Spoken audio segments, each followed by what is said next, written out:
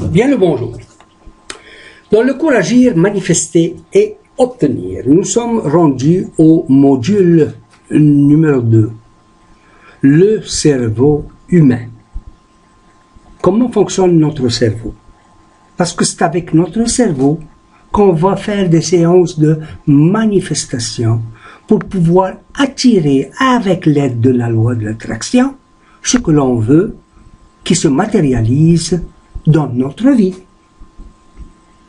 Maintenant, le docteur Gilles Taylor a présenté un exposé sur le fonctionnement du cerveau humain sur la plateforme de TED. Là, elle va nous expliquer ce que nous sommes en train de vivre avec ce cours-là. Je ne vous demande pas de prendre tous les termes, c'est juste de vivre la manière qu'elle vous le présente et qu'est-ce qu'on va retenir et on va y revenir par la suite. I grew up to study the brain because I have a brother who has been diagnosed with a brain disorder, schizophrenia. And as a sister and later as a scientist, I wanted to understand why is it that I can take my dreams, I can connect them to my reality, and I can make my dreams come true. What is it about my brother's brain and his schizophrenia that he cannot connect his dreams to a common and shared reality, so they instead become delusion? So I dedicated my career to research into the severe mental illnesses, and I moved from my home state of Indiana to Boston, where I was working in the lab of Dr. Francine Bennis in the Harvard Department of Psychiatry. And in the lab, we were asking the question, what are the biological differences between the brains of individuals who would be diagnosed as normal control as compared with the brains of individuals diagnosed with schizophrenia, schizoaffective, or bipolar disorder? So we were essentially mapping the microcircuitry of the brain, which cells are communicating with which cells, with which chemicals, and then in what quantities of those chemicals. So there was a lot of meaning in my life because I was performing this type of research during the day, but then in the evenings and on the weekends, I traveled as an advocate for NAMI, the National Alliance on Mental Illness. But on the morning of December 10, 1996, I woke up to discover that I had a brain disorder of my own. A blood vessel exploded in the left half of my brain. And in the course of 4 hours, I watched my brain completely deteriorate in its ability to process all information. On the morning of the hemorrhage, I could not walk, talk, read, write, or recall any of my life. I essentially became an infant in a woman's body.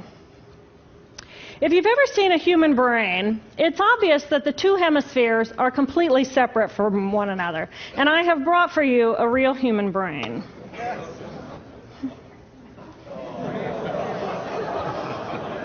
Thank you. So this is a real human brain. This is the front of the brain, the back of the brain with the spinal cord hanging down. And this is how it would be positioned inside of my head. And when you look at the brain, it's obvious that the two cerebral cortices are completely separate from one another. For those of you who understand computers, our right hemisphere functions like a parallel processor, while our left hemisphere functions like a serial processor. The two hemispheres do communicate with one another through the corpus callosum, which is made up of some 300 million axonal fibers.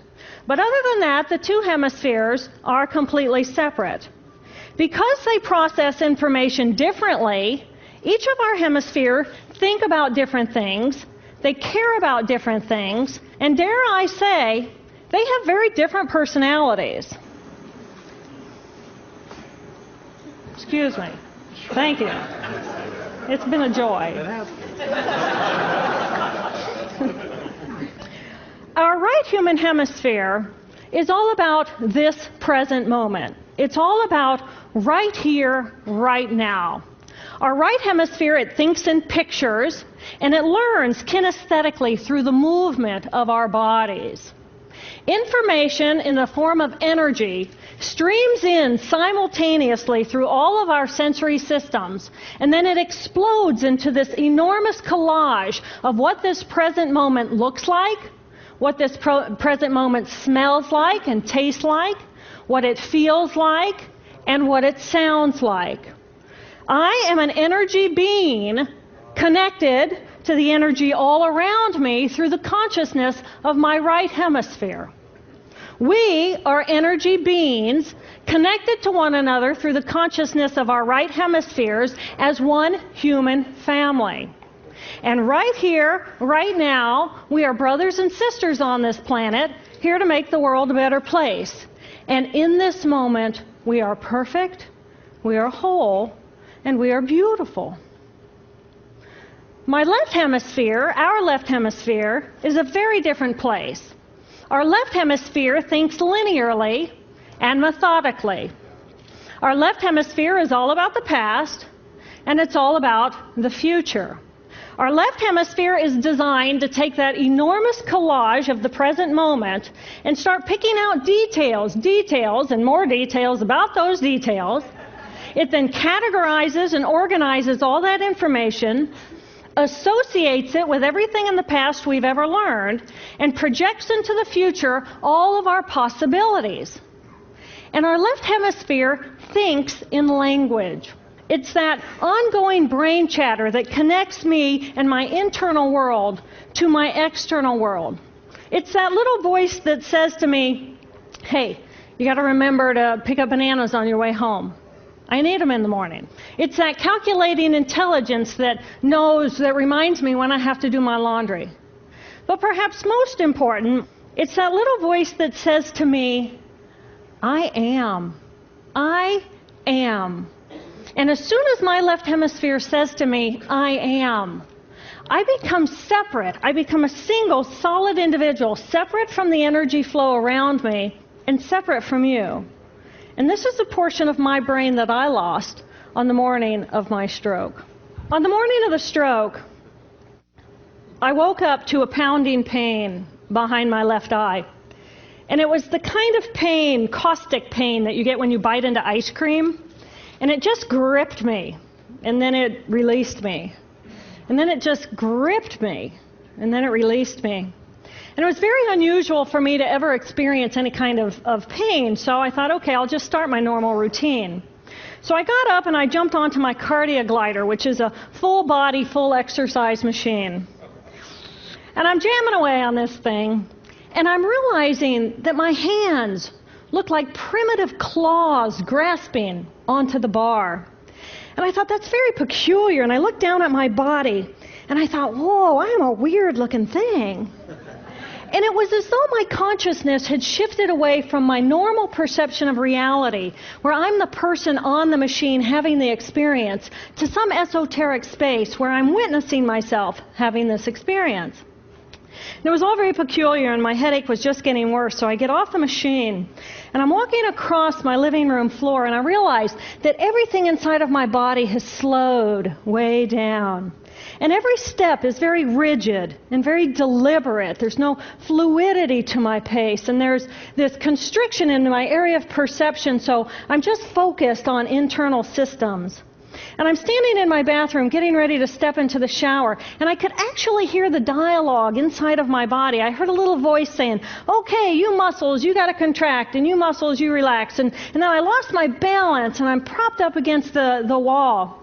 And I looked down at my arm, and I realized that I can no longer define the boundaries of my body. I can't define where I begin and where I end, because the atoms and the molecules of my arm blended with the atoms and molecules of the wall. And all I could detect was this energy. And I'm asking myself, what is wrong with me? What is going on? And in that moment, my brain chatter, my left hemisphere brain chatter, went totally silent. Just like someone took a remote control and pushed the mute button. Total silence. And at first I was shocked to find myself inside of a silent mind. But then I was immediately captivated by the magnificence of the energy around me. And because I could no longer identify the boundaries of my body, I felt enormous and expansive. I felt at one with all the energy that was, and it was beautiful there. And then all of a sudden, my left hemisphere comes back online, and it says to me, hey, we got a problem, we got a problem, we got to get some help. And I'm going, oh, I got a problem, I got a problem. So it's like, okay, I got a problem. But then I immediately drifted right back out into the consciousness, and I affectionately refer to this space as La La Land. But it was beautiful there. Imagine what it would be like to be totally disconnected from your brain chatter that connects you to the external world. So here I am in this space, and my job and any stress related to my job, it was gone. And I felt lighter in my body. And imagine all of the relationships in the external world and any stressors related to any of those, they were gone. And I felt this sense of peacefulness. And imagine what it would feel like to lose 37 years of emotional baggage. Oh! Elle nous a démontré que l'arrière du cerveau, duquel retombe la moelle épinière, il y a 3 millionièmes de neurones qui circulent, de l'énergie. C'est quoi tout ça? En fin de compte, c'est la façon que nous vivons avec deux cerveaux qui communiquent ensemble. Un cerveau qui est divisé vraiment en deux morceaux tels qu'elle nous l'a démontré. Il est évident que les deux cortex cérébraux sont complètement séparés l'un de l'autre. Mais les deux hémisphères communiquent. Et il faut très bien comprendre ça, parce que lorsque je vous parle du subconscient et du conscient, c'est ça ce que je fais allusion. Il y a deux parties dans notre cerveau. Elle nous décrit comment elle a pris connaissance de son bagage d'émotions et d'énergie que nous sommes, tout comme elle. Des émotions. Elle avait un bagage de 37 ans. Elle dit, si je pouvais me débarrasser de toutes ces émotions qui m'arrêtent de vivre dans ma vie, arrête. Elle dit quoi là? À un moment donné, oui, n'oublie pas, tu dois aller acheter des bananes. N'oublie pas, il y a le feu rouge. Et ainsi de suite, le dialogue interne qui nous parle continuellement. Alors nous allons servir de cette vidéo-là, ok, et pour pouvoir continuer. Là, elle vient de nous confirmer le processus d'attraction, du moins pour les 3 premières parties. Le dialogue interne affecte nos pensées affectent nos émotions, et nos émotions affectent nos vibrations. Tout ça, c'est dans le processus d'attraction. Maintenant, il y a la dernière partie, où les vibrations doivent nous attirer ce qu'on veut dans la vie, à partir de l'univers. On va suivre la deuxième partie de cette vidéo, et après ça, par la suite, on se reparle. I felt euphoria.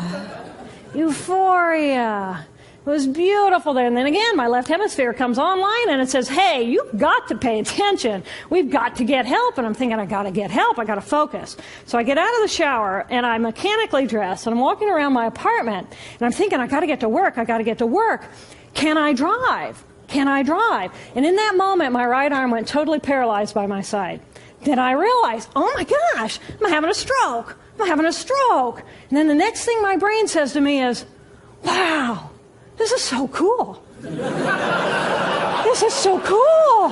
How many brain scientists have the opportunity to study their own brain from the inside out? And then it crosses my mind, but I'm a very busy woman. I don't have time for a stroke. It's like, okay, I can't stop the stroke from happening, so I'll do this for a week or two, and then I'll get back to my routine. Okay, so I got to call help. I got to call work. I couldn't remember the number at work. So I remembered in my office I had a business card with my number on it. So I go into my business room.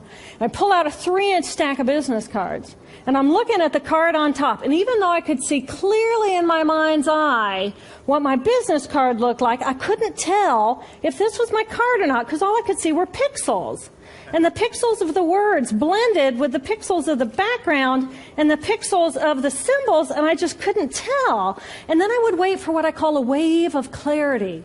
And in that moment, I would be able to reattach to normal reality. And I could tell, that's not the card, that's not the card, that's not the card. It took me 45 minutes to get 1 inch down inside of that stack of cards. In the meantime, for 45 minutes, the hemorrhage is getting bigger in my left hemisphere. I do not understand numbers. I do not understand a telephone, but it's the only plan I have. So I take the foam pad and I put it right here. I take the business card, I put it right here, and I'm matching the shape of the squiggles on the card to the shape of the squiggles on the foam pad. But then I would drift back out into La La Land and not remember if when I come back if I'd already dialed those numbers. So I had to wield my paralyzed arm like a stump and cover the numbers as I went along and push them so that as I would come back to normal reality, I'd be able to tell, yes, I've already dialed that number. Eventually, the whole number gets dialed, and I'm listening to the phone, and my colleague picks up the phone, and he says to me, and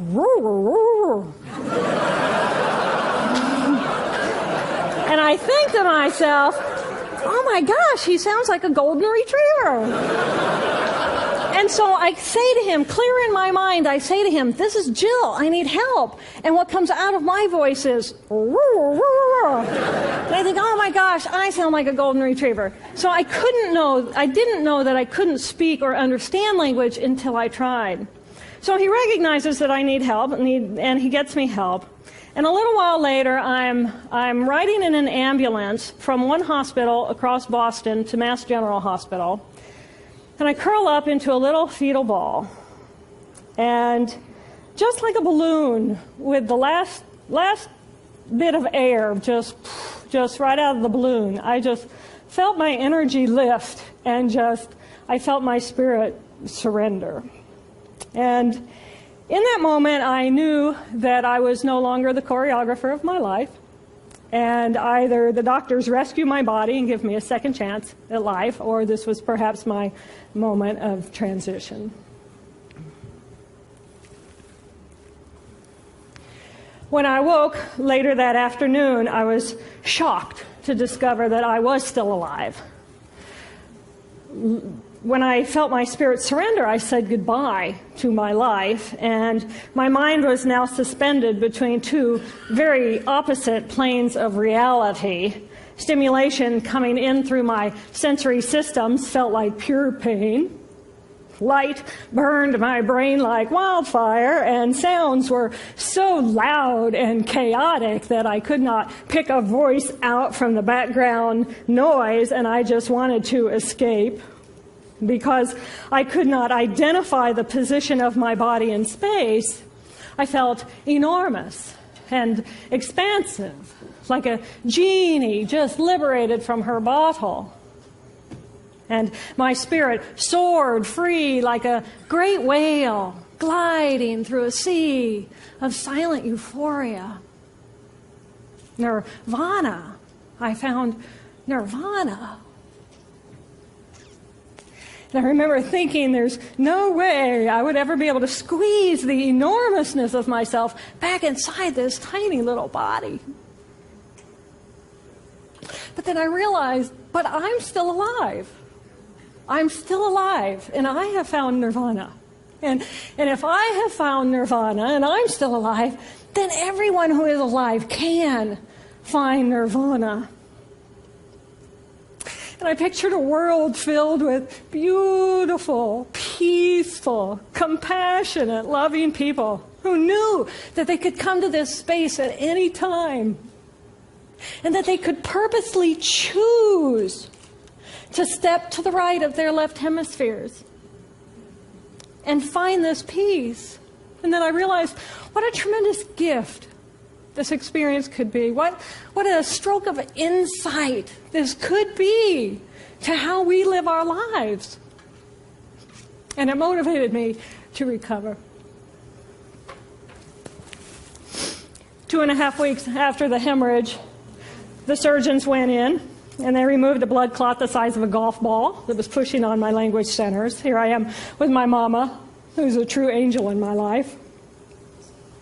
It took me 8 years to completely recover.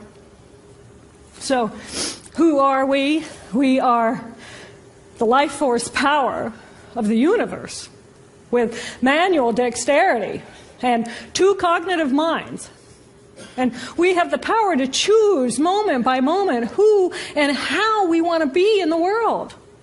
Right here, right now, I can step into the consciousness of my right hemisphere where I am the life force power of the universe. I am the life force power of the 50 trillion beautiful molecular geniuses that make up my form, at one with all that is.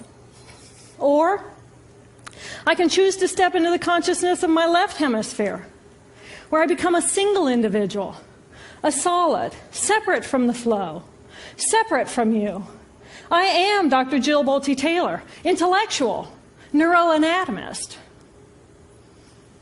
These are the we inside of me. Which would you choose?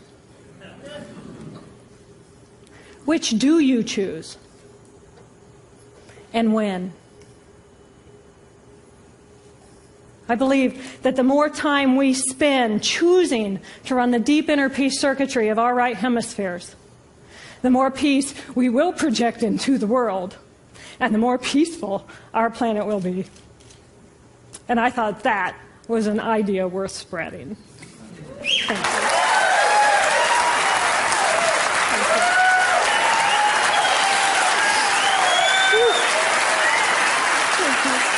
Avec les vibrations qu'elle vient de nous démontrer, l'énergie que nous sommes, nous pouvons choisir ce que nous voulons. Nous sommes énergie à l'intérieur de l'univers qui est énergie. Nous sommes pensée à l'intérieur de l'univers qui est pensée.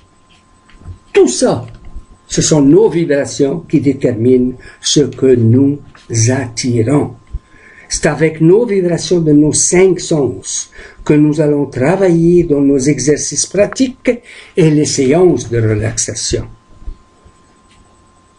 Là maintenant, je vais vous demander de faire des exercices pour que vos vibrations déterminent ce que nous attirons.